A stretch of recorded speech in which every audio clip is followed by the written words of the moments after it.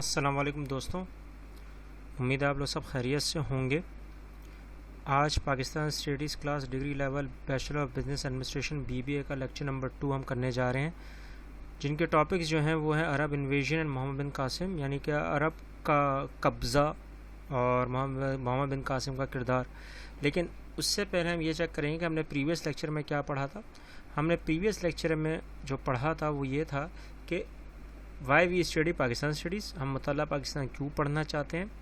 اچھا، اسلام کی آمد سے پہلے بر صغیر کے حالات، اور جو تیسرا ٹاپک تھا وہ تھا کہ آمد اسلام کے بعد بر صغیر پر اثرات۔ اب اسلام کے کیا اثرات رہے بر صغیر پر، یہ ہم نے 3 ٹاپک ہم نے ڈسکس کیے ہیں ہمارے پریویس لیکچر میں۔ اگر آپ نے اس کو نہیں دیکھا ہے تو جا کے پہلے اس کو ضرور دیکھیں اور ہمارے ساتھ شیئر کریں، ٹھیک ہے۔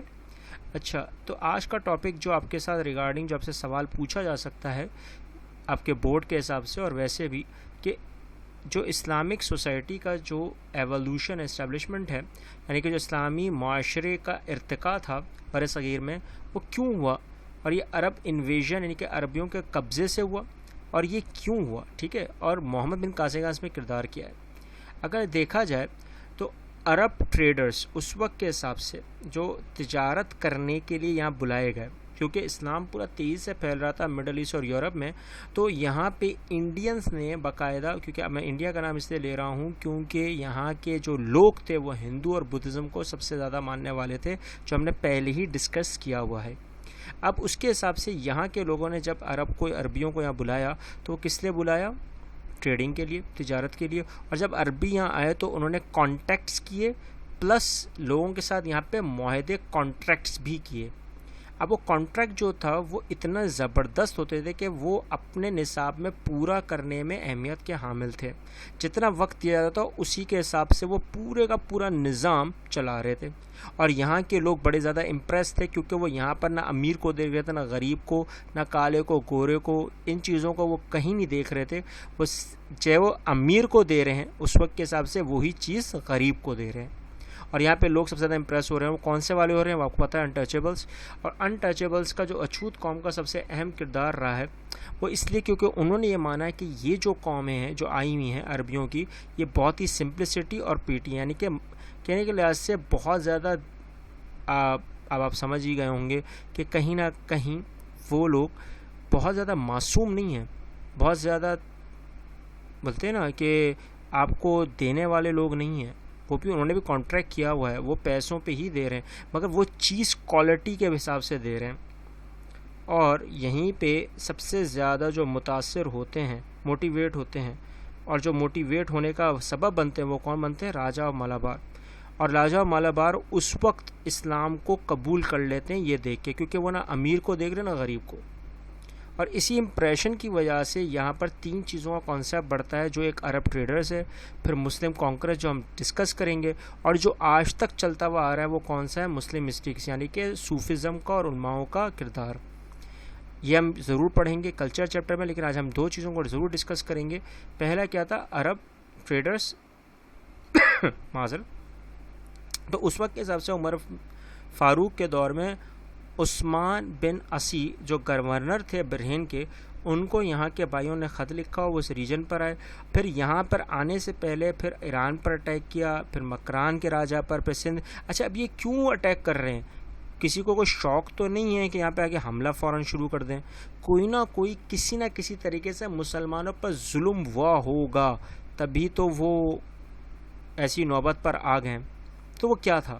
اگر آپ نے نوٹ کرا ہو کہ اسلام کوئی نیا مذہب نہیں تھا، کوئی آسمانی مخلوق نہیں تھی، یہ جب سے دنیا بنی ہے حضرت آدم علیہ السلام کے دور سے تب سے اسلام آ چکا تھا، لیکن اس کی بناوٹ، اس کے کردار اب ہمیں دکھ رہے تھے کب؟ 629 ہجری میں۔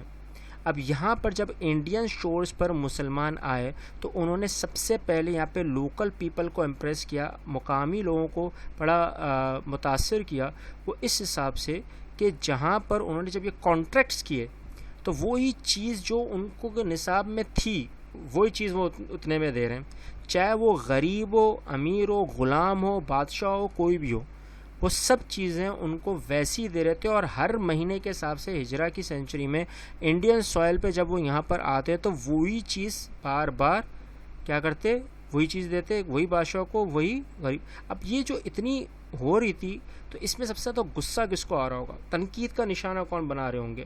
آبویسلی برہمنس, کہ وہ رولرز تھے. اور سب سے زیادہ امپریس کون ہو رہے ہوں گے؟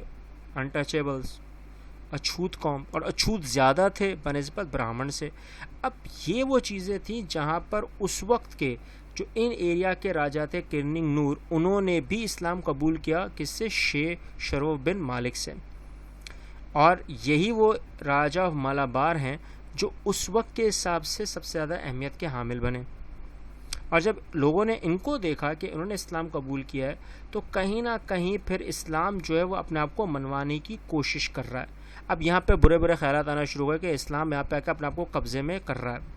اور اس وقت کے حجاج بن یوسف جو ایڈمنسٹریٹر تھے, گورنر تھے عراق کے, انہوں نے یہاں پر کس کو مارنے کے لیے بھیجا؟ وہ راجہ داہر کو. اب راجہ داہر یہاں پر سب سے زیادہ ظالم شخص جو اس وقت کا یہاں پر بولا جاتے ہیں, وہ یہاں کے مسلمانوں پر آنے پر بہت زیادہ ہی غصہ تھا. اب یہ وہ چیزیں تھیں کہ جس پر آپ کی پوری جنگ شروع ہوئی ہے. لیکن کیا کوئی منہ اٹھا کے ہی صرف مارے گا؟ کوئی نہ کوئی تو کچھ نہ کچھ تو برا ہوا ہوگا, تبھی تو مسلمانوں پر یہاں پہ اٹیک کیا ہوگا, حملہ کیا. اب وہ کیا ریزنز تھے؟ وہ ریزن یہ تھے کہ دو میجر ریزن گزرے یہاں پہ بر صغیر پر مسلمانوں کا قبضہ کرنے میں.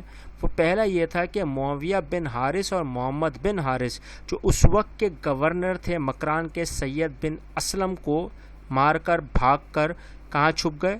داہر کے پاس. اب جب حجاج بن یوسف نے ان کو خط لکھا تو انہوں نے صاف منع کر دیا کہ یہ دونوں یہاں پر نہیں ہیں, کیونکہ مقامی لوگوں نے یہ بتایا کہ یہ دونوں شخص کس کے پاس چھپے ہوئے ہیں؟ داہر کے پاس. اب یہ بڑا پہلا جھوٹ آیا. اور بیٹا ہمیشہ یاد رکھنا ہے کہ کہیں نہ کہیں اچھے لوگ بھی ہوتے ہیں اور برے لوگ بھی ہوتے ہیں.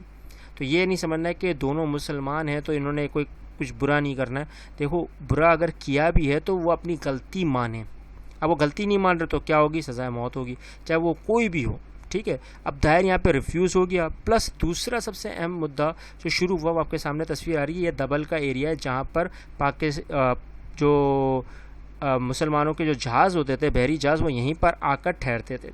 اب یہیں پر ٹھہرنے کا مقصد یہ تھا کہ یہ بھمبور کا جو پورا علاقہ ہے یہاں سے واپس لوٹنے کا صرف گھوم کر راستہ ہی تھا, اس کے علاوہ کوئی اور راستہ نہیں تھا. تو یہاں پر باقاعدہ اس وقت کے حساب سے کچھ لٹیرے آ کر مسلمانوں کے جہازوں کو لوٹ رہے تھے, اور وہاں اس وقت بچوں کو, عورتوں کو اور مردوں کو مار کر سمندر میں پھینک رہے ہیں. بہت ساری باتیں وہ میں نہیں کروں گا, لیکن آپ ذرا نوٹ کریں کہ یہی پھر خواتین جو بچ گئی ہیں, بچے بچ گئے ہیں, وہ جاتے ہیں حجاج بن یوسف کو خط لکھنے. اب اس کو کیوں خط لکھ رہے ہو؟ قریب میں عراق میں. اور یہی وہ چیزیں ہیں کہ جہاں پر جب حجاج یہ پوچھتا ہے دائر سے کہ بھائی یہ سمندری لٹیرے کون ہیں, آپ جانتے ہوں گے, کیونکہ اپنے گھر کا نصاب ہر کوئی جانتا ہے, اس کو ہر چیز کا پتہ ہوتا ہے کون سی چیز کہاں رکھی ہوئی ہے. تو کیا اس کو یہ نہیں پتہ ہے کہ کون آ کے لوٹ کے جا رہا ہے؟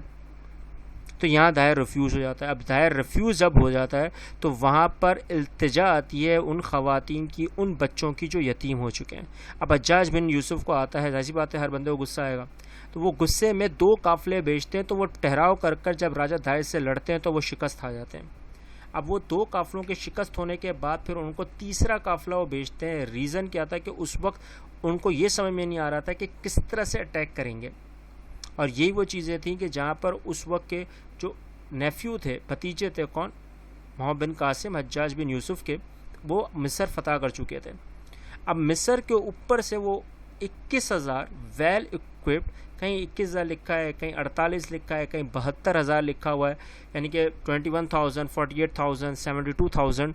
اس وقت کے حساب سے اگر وہ 21,000 لیسٹ بھی لیتے ہیں, کب سب سے کم مان لیتے ہیں, ویل ٹرین, ویل اکوپڈ, سب, چاہے کوئی کشتی میں اچھا ہے, کوئی پہلوانی میں, کوئی تیر بازی میں, کوئی تلواری میں, یہ ساری میں ان سب کو اٹھاتے ہیں اور وہ لے کے ایجپٹ سے نکلتے ہیں. اور نکلنے کے بعد فوراً دبل اور مکران کے علاقوں سے آ کر ٹھہراؤ بھی نہیں کرتے. 21 دن کا سفر طے کر کے بندہ آتا ہے اور وہ ٹھہرتا بھی نہیں ہے اور فوراً اٹیک کرتا ہے، کیونکہ ٹھہر گیا تو پھر سب کو اسٹریٹجیز بنانے کا موقع واپس سے مل جائے گا، اور وہاں کے سارے راجا الگ الگ ہیں، وہ ایک بھی ہو جائیں گے، تو ان کو شکست دینا الگ الگ آسان ہو جائے گا۔ تو یہاں سے وہ آتے ہیں، فوراً اٹیک کرتے ہیں ملتان تک، اور یہاں پہ پورے کا پورا قبضہ ہو جاتا ہے کس کا؟ محمد قاسم کا، اور شکست کے ساتھ ساتھ ہار کس کو ہوتی ہے؟ راجہ داہر کو۔ اب ہندو آرمی جو اس وقت کے حساب سے 1 لاکھ کہیں لکھا ہے، 2 لاکھ لکھا ہے، 2.5 لاکھ لکھا ہے، تو اس وقت بھی یہ سارے کے سارے لوگ مار دیے جاتے ہیں، اور راجہ داہر کا کہیں لکھا ہوا خود پھانسی دیتا ہے، خود کو قتل کر دیتا ہے، کہیں لکھا ہے محمد قاسم ان کو پھانسی دیتے ہیں، کہیں یہ لکھا ہوا ہے کہ محمد قاسم نے ان کی گردن اڑا دی۔ تو یہ وہ چیزیں تھیں کہ جہاں پر بہت زیادہ نصاب بڑھا۔ اب مسلمان جب یہاں پر آ گئے، محمد بن قاسم آ گئے، تو محمد بن قاسم نے یہ نہیں دیکھا کہ سب ہندوؤں کو مار دو، یہ نہیں، جنہوں نے مسلمانوں کے ساتھ برا سلوک کیا تھا صرف انہی کو مارا۔ کیوں؟ وہ کمانڈر بھی تھے، کانکرر بھی تھے، لیکن وہ کمیٹڈ بھی تھے۔ اب وہ کمیٹڈ میں کیا تھا کہ وہ اتنے زیادہ بہترین گورنر بنے کہ ان کے اندر انسانیت کا، معصومیت کا، انصاف کا اور مساوات کا بہت زیادہ رجحان تھا، اور یہی چیزیں امپریس کر رہی تھیں یہاں کی مقامی لوگوں کو، لوکیلٹی آف دا پیپل کو۔ اب یہاں پہ جتنے بھی لوکل پیپل تھے وہ یہ 2 چیزیں دیکھ کر، جسٹس، اکوالٹی کے دیکھ کر سے محمد بن قاسم کی 3 سال کے اندر اسلام کو قبول کرنا شروع کر دیتے ہیں۔ وہ یہ سوچ کے قبول نہیں کرتے کہ ان پر کوئی زور زبردستی ہو رہی ہے، نہیں، وہ یہ سوچ کے قبول کرتے ہیں کہ اسلام اتنا بہترین مذہب ہے کہ وہ 4 چیزوں کو لے کر آیا ہوا ہے: جسٹس، اکوالٹی، فرٹرنیٹی اور ٹالرنس۔ اب یہاں پہ محمد بن قاسم کا سب سے اہم کردار ہوتا ہے، اور وہ بہترین گورنر گزرے ہیں اسی لحاظ سے کہ وہ 3 سال میں انہوں نے جو کام کر سکتے تو انہوں نے کیا، پلس سب سے اہم بات، وہ یہاں کے لوگوں میں اتنا اپنے لوگوں میں دل میں بسا چکے تھے کہ ان کو پتہ تھا کہ اب اسلام کے اوپر کوئی آنچ نہیں آئے گی، اور سندھ سے سب سے پہلا اٹیک کیا۔ اب یہ وہ چیزیں تھیں جو ہمیں پتہ ہونی چاہیے، لیکن ہمیں پتہ نہیں ہے، لیکن میں چاہوں گا کہ آپ ان چیزوں کو دوبارہ دیکھیں، اور دیکھنے کے بعد آپ کو جو چیز سمجھ میں آ گئی ہو وہ بھی شیئر کریں، اور جو چیز سمجھ میں نہیں آئی ہو وہ بھی شیئر کریں، کامنٹ کریں، اور ہمارے چینل کو سبسکرائب کریں، اور ان لوگوں اور ان بچوں تک پہنچائیں جن کو ان کی ضرورت ہے۔ ملتے ہیں نیکسٹ لیکچر میں۔ اللہ حافظ۔